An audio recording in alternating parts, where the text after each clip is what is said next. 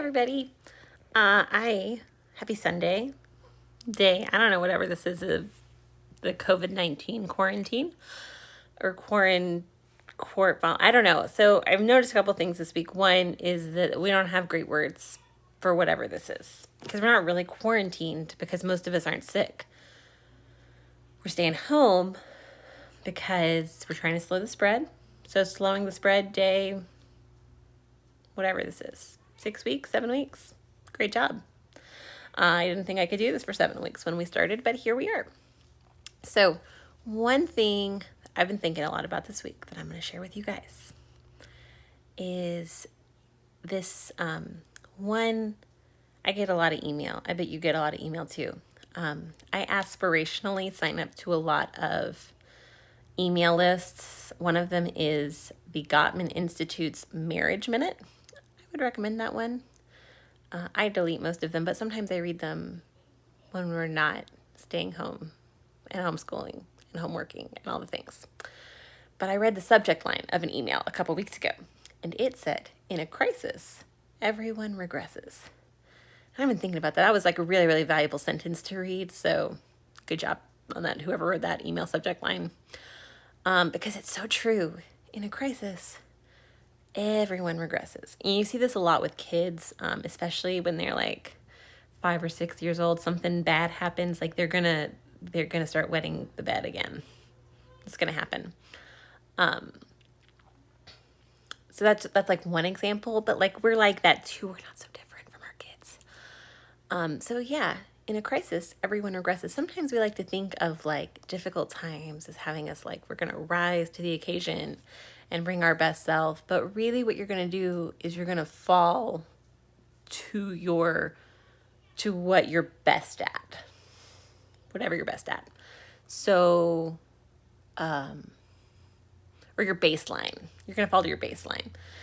So like one example my husband and I were talking about is that like in our Taekwondo studio, which we love, and hopefully you're here watching our Taekwondo classes sometimes, we had really gotten to a point where we had we still have. We have a great staff of students that we've trained, some great volunteer helpers, some paid staff, some volunteer staff. And we had really gotten our classes to a point where it wasn't just us all the time.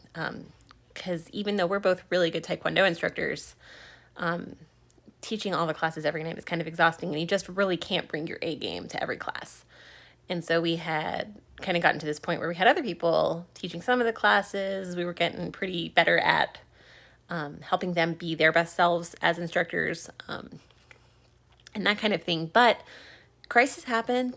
We're back to he teaches all the classes and I'm watching our kids. And that's just a thing, you know? Now we're far enough into the crisis that it's kind of like you can notice it and bring some awareness to it and maybe do something about it. But you're just going to fall back to what you're best at during a crisis, or what you're not best at, what you're used to, those normal things. Anyway, and so I just think that's something to really notice, especially with relationships with people who maybe you love them an awful lot, but maybe you haven't ever spent 24 hours, 7 days a week, 7 weeks in a row with somebody. And so if you find yourself being really short-tempered with somebody, I'm going to go out on a limb here. I think that in general, women tend to have better support systems in place than men do. Women tend to have girlfriends, a lot of relationships maybe outside of work, identities outside of work.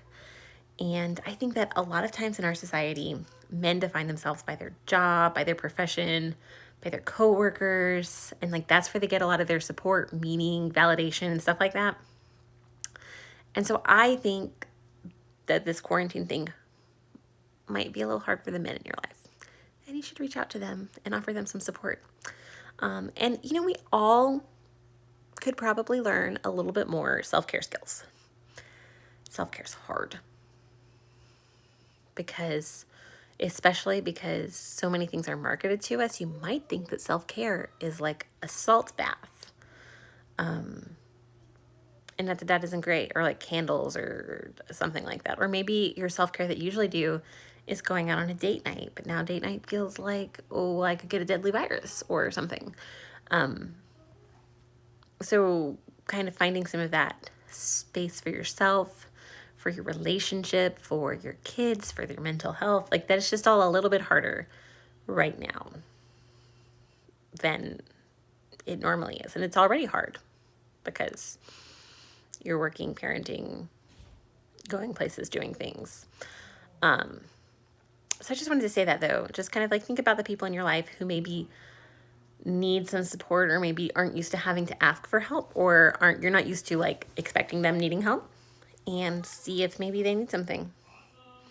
That's my thought for the day. And sometimes I've seen this go around on Facebook, and it's really, really true. It's like sometimes behavior, like sometimes people don't ask for help in a way that you would recognize as asking for help. Like sometimes your kids might ask for your attention by climbing on each other or sitting on their sister's face. That has happened in my house. And while that is not a great way to ask for attention, it doesn't mean that the need isn't real. Does that make sense? The need is real, even if the way that somebody's asking for something is like, could you think of something else? So anyway, those are my thoughts for the day. My pep talk for this week. I just want you to know, last week I was like, whatever you can get ready for tomorrow, the day before, is a great plan that didn't happen in my house. We're just trying to go with the flow. I don't even know. No, I do know. What I'm going to do this week after I get off talking to you guys, I'm going to make a plan of like 3 concrete things that I want to have done by the end of the week. I want to give my shower and my bathtub a super scrub. I've been following this lady on Instagram. It's called the Go Clean Co.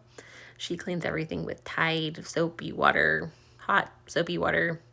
It looks amazing. I got this barkeeper's best friend stuff, and I'm going to scrub the grout in my title in my shower until it shines, because I think that would be really satisfying. So I'm going to do that. There's this work task that I've needed to do since March, but I was learning how to teach online Taekwondo classes that I haven't done. I'm going to do that this week. That's 2 of them. I don't think something else to do. Maybe put the laundry away. I don't know. I think another thing I'm going to do this week is I'm going to order takeout. I don't know. I don't usually eat out a lot anyway, so like this whole cooking at home thing hasn't been like a huge like shift. But I'm really tired of eating my own cooking, so I think I'm going to order takeout this week. So, yeah, let me know what you guys want to do that it's going to mix it up. I'm going to, I don't know where you are. This is the last thing. I don't know where you are with the social distancing, not social distancing. Some places in Florida are opening up this week. Restaurants can operate at 25% capacity. I want to say out loud, that is not sustainable for restaurants. They did not work out their business plan to be successful at 25% capacity. That being said, I'm sure they're delighted to get back to work. And just be careful when you go out there. Wash your hands a lot. Wear a mask. Be kind to others. And still probably stay home as much as you can. The coronavirus is, I just want to say to all of you guys who tune in here, I think it may be a little bit early for a victory lap. I am so grateful that this has not been as bad as predicted, but it's still been bad. And so just keep that in mind. All right, y'all have a good week.